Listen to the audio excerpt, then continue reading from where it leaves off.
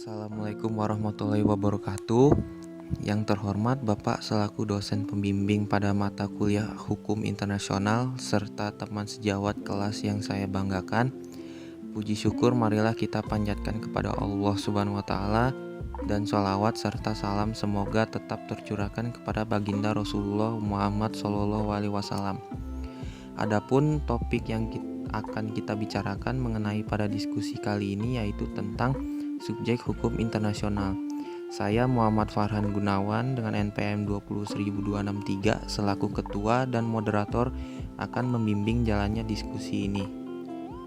Sebelumnya saya akan memperkenalkan anggota kelompok yang dimana anggota kelompok 6. Yang pertama Antoni Alfarizi dengan NPM 20266 akan membacakan materi pengertian subjek hukum. Kedua, Muhammad Rafli Fala Herliansa dengan NPM 20267 akan membacakan materi Negara Palang Merah Internasional. Yang ketiga, Imas Yuliana Nurasri dengan NPM 20265 akan membacakan materi Tahta Suci dan Kaum Pemberontak. Yang lalu keempat, Muhammad Faza Suherman dengan NPM 20264 akan membacakan materi individu dan organisasi internasional. Acara yang pertama yaitu pembukaan. Marilah kita bersama-sama mengucapkan basmalah. Bismillahirrahmanirrahim. Kita masuki acara selanjutnya yaitu penyajian materi. Saya memberi kesempatan kepada penyaji untuk menyampaikan hasil diskusinya. Terima kasih. Pengertian subjek hukum internasional. Menurut Wayan Paratiana, dalam pengantar hukum internasional, subjek hukum internasional adalah pemegang atau pendukung hak dan kewajiban menurut hukum internasional. Adapun ciri-ciri dari subjek hukum internasional adalah 1. Dimiliki oleh semua entitas. 2. Memiliki kemampuan untuk melaksanakan hak dan kewajiban menurut hukum internasional. Subjek hukum internasional diantaranya yang ke-1 negara, yang kedua Palang Merah Internasional, yang ketiga Tahta Suci, yang keempat kaum pemberontak, yang kelima organisasi internasional, dan yang keenam individu. Slide selanjutnya akan dibacakan oleh Rafli. Negara merupakan subjek hukum internasional yang terdahulu. Negara sebagai subjek hukum internasional harus memenuhi kualifikasi sebagai berikut. Yang pertama, penduduk tetap. Yang kedua, wilayah tertentu. Yang ketiga, pemerintahan.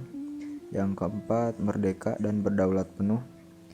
Kemampuan untuk mengadakan hubungan dengan negara lain. Negara sebagai subjek hukum internasional mempunyai kewajiban sebagai berikut. Tidak menjalankan kedaulatan dalam wilayah negara lain. Tidak mengizinkan warga negaranya melakukan perbuatan yang melanggar kebebasan atau supremasi teritorial negara lain. Setiap warga negara wajib menghalangi aktivitas teroris yang dilakukan di dalam wilayahnya terhadap negara lain. Palang Merah Internasional. Palang Merah Internasional adalah subjek HI yang bersifat terbatas yang terlahir karena sejarah, yang kemudian kedudukannya diperkuat dalam perjanjian-perjanjian dan konvensi-konvensi Palang Merah. Saat ini PM Internasional diakui sebagai organisasi internasional yang memiliki kedudukan sebagai subjek HI, walaupun dalam ruang lingkup yang sangat terbatas. Slide selanjutnya akan dibacakan oleh Imas. Selanjutnya ada Tahta Suci Vatikan. Subjek hukum internasional dalam arti penuh dan sejajar kedudukannya dengan negara lain. Perjanjian Laren pada tanggal 11 Februari 1929 antara Italia dan Tahta Suci yang isinya adalah mengembalikan sebidang tanah di Roma kepada Tahta Suci dan memungkinkan didirikannya negara Vatikan. Dan berdasarkan perjanjian tersebut, negara atau Tahta Suci Vatikan dibentuk dan diakui sebagai subjek hukum internasional. Saat ini Tahta Suci memiliki perwakilan diplomatik di berbagai negara di dunia yang sejajar kedudukannya dengan perwakilan diplomatik negara-negara lain. Selanjutnya ada kaum pemberontak. Menurut hukum perang, pemberontak dan pihak dalam sengketa dapat memperoleh kedudukan dan hak sebagai pihak yang bersengketa, antara lain 1. Memiliki hak yang sama untuk menentukan nasibnya sendiri. 2. Hak secara bebas memilih sistem ekonomi, politik, dan sosial sendiri.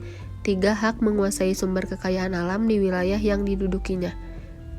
Slide selanjutnya akan dibacakan oleh Pajak. Subjek hukum individu. Perjanjian Perdamaian Versailles tahun 1919 yang mengakhiri Perang Dunia I antara Jerman dengan Inggris dan Prancis telah menetapkan individu dapat mengajukan perkara atau dituntut ke Mahkamah Internasional. Perbuatan individu yang dapat dituntut ke Mahkamah Internasional diantara lain adalah 1. Kejahatan terhadap perdamaian. 2. Kejahatan terhadap kemanusiaan. 3. Kejahatan terhadap perang. Dan keempat, kesepakatan jahat bertaraf internasional. Yang terakhir, subjek hukum organisasi internasional. Organisasi internasional adalah perhimpunan negara-negara merdeka yang berdaulat dan mempunyai tujuan tertentu. Dan untuk mencapai tujuan tersebut dilaksanakan oleh alat perlengkapan negara, misalnya melalui Dewan Keamanan, Dewan Ekonomi Sosial, Majelis Umum, dan sebagainya. Organisasi internasional mempunyai hak dan kewajiban yang ditetapkan dalam konvensi-konvensi internasional yang merupakan anggaran dasar organisasi tersebut. PBB, ILO, WHO, dan FAO ditetapkan sebagai subjek hukum internasional berdasarkan konvensi internasional. Demikian tadi diskusi kelompok 6 yang menyajikan materi subjek hukum internasional. Mari kita mengucapkan hamdalah. Alhamdulillah. Saya sebagai ketua dan moderator mohon maaf atas kesalahan saya. Marilah kita beri tepuk tangan kepada kelompok penyaji. Terima kasih. Wassalamualaikum warahmatullahi wabarakatuh.